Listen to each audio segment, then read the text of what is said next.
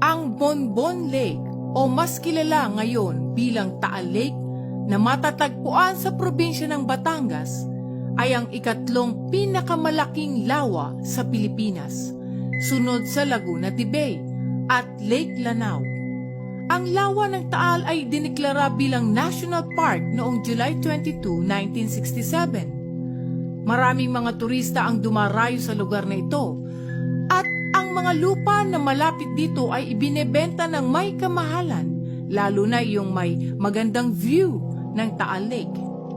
Sa kabila ng natatanging kagandahan ng lugar na ito, bakit sinasabing misteryoso ang Taal Lake? At ano nga ba ang kakaibang nilalang na nakuhanan ng video ng isang turista dito?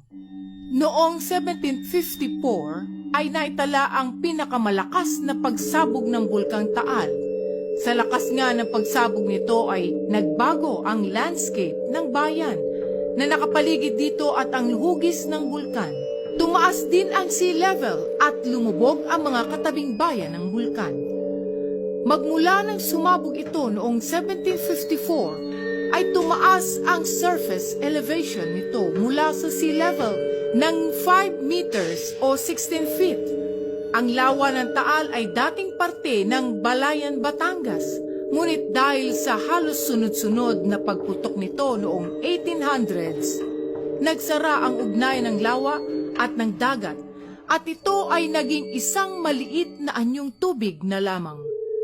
Nang dahil sa mahabang panahon ng pag-ulan at sa pagkaputol ng koneksyon nito sa dagat, ang dating maalat na tubig nito ay naging tubig tabang na. Maraming iba't ibang mga hayop ang naninirahan sa lawa at mga isda kagaya na lamang ng mga tawilis.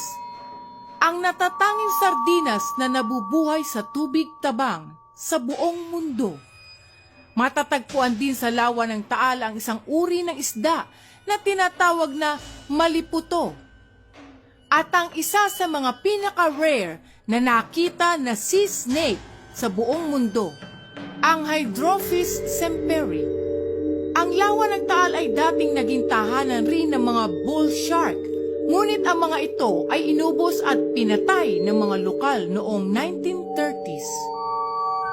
Bukod sa magandang tanawin, naging usap-usapan rin ang lugar dahil umano sa isang misteryosong pangyayari dito na nai-record sa video ng isang bakasyonista.